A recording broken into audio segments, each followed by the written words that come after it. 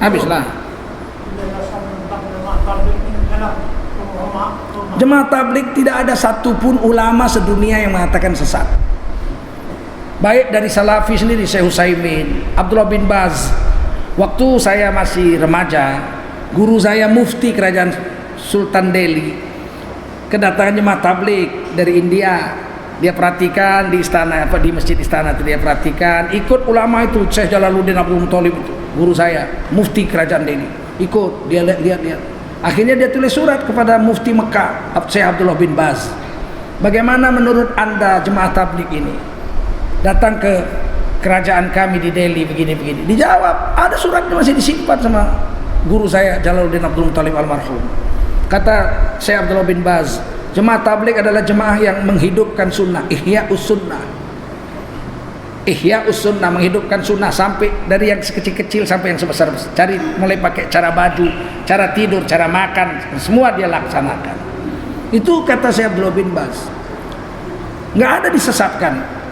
Seluruh ulama sedunia termasuk Majelis Ulama Indonesia belum pernah memutuskan jemaah tabligh itu sesat. Saya menyelidiki jemaah tabligh itu sampai ke India, saya catat, perhatikan, ikut, saya keluar, saya lapor Majelis Ulama Indonesia, nggak ada kesalahan di situ. Akidahnya Ahlussunnah wal Jamaah, madhabnya 4 madhab. Kalau di India, Pakistan, Bangladesh, Cina, Hanafi. Kalau Indonesia, Malaysia, Singapura, Thailand, Syafi'i. Kalau di Saudi Arabia ada jemaah tabligh Saudi Arabia, pusatnya Masjid An-Nur di Madinah, bermadhab Hanafi. Di sana bermadhab Hambali. Di Saudi ada. Saya udah keliling dunia 36 negara. Saya jumpa jemaah tabligh di 36 negara. Bahkan di Israel ada jemaah tabligh di Israel.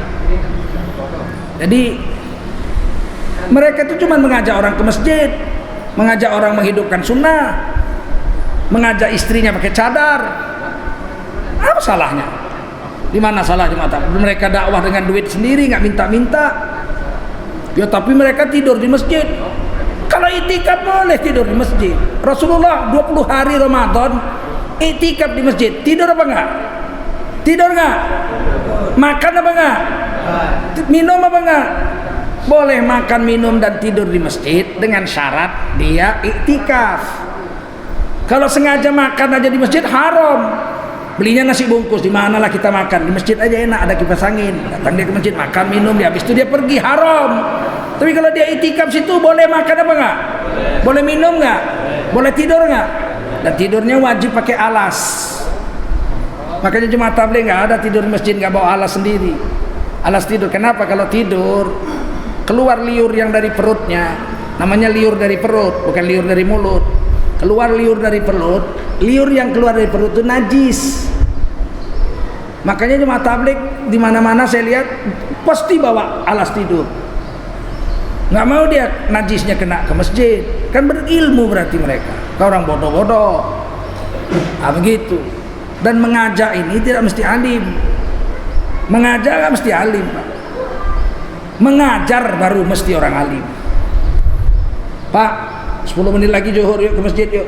Kata tukang jeruk sama tukang cendol, Pak, ayo 10 menit lagi ke masjid kita yuk, sholat zuhur.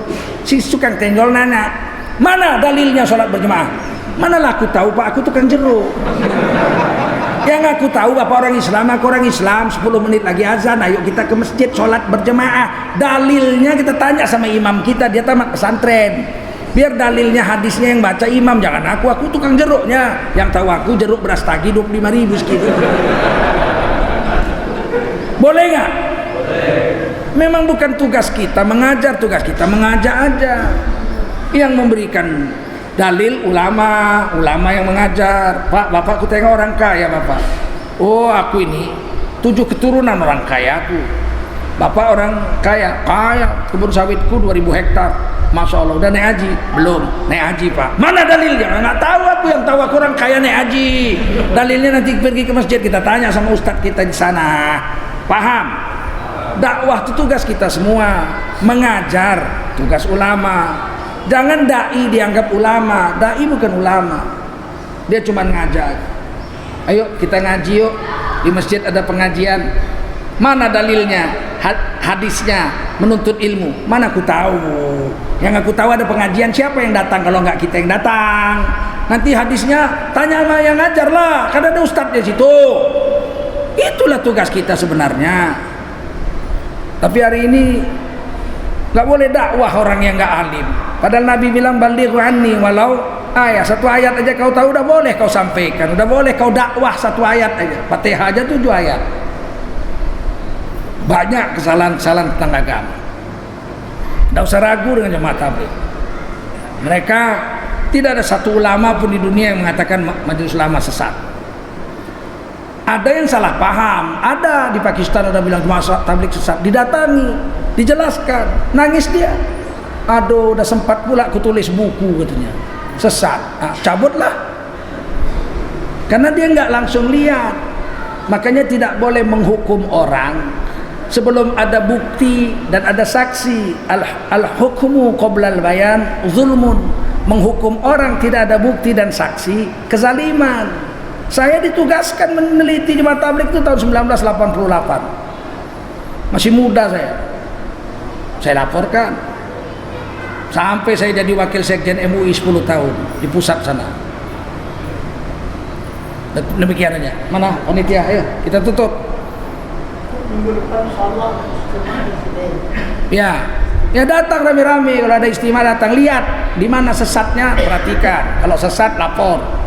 Kan begitu. Jangan dari luar-luar aja lihat orang makan pakai tangan, duduk satu talam, sesat. Macamnya gaya bebek makannya itu. Bukan gaya bebek, itu gaya Nabi. Nabi itu makannya 2 talamnya, yang satu untuk 8 orang, yang satu untuk 12 orang. Ada di hadis Tirmidzi itu. Sama'il Muhammadiyah kitabnya jelas di situ. Nggak pernah Nabi makan sendirian sepiring, mesti bersama-sama dengan orang-orang. Dan itu menjadi sunnah di Nusantara ini. Orang Melayu makan setalam, orang Minang makan sedulang, orang Batak capah makan setampah, orang Jawa engkong makan satu tampah. Nggak ada makan, Belanda aja yang makan sepiring sendiri. Sekarang sunnah itu kita tinggalkan, dihidupkan jemaah tabligh, kita benci pula, jijik katanya. Kok jijik bekas tangan orang Islam? Giliran sendok di restoran tak jijik kau, baru masuk mulut si aseng makan babi. Tak jijik kau, giliran tangan orang Islam jijik kau. Ini tangan nggak pernah megang babi, betul? Yang rusak otak orang Islam hari ini. Dah, itu aja.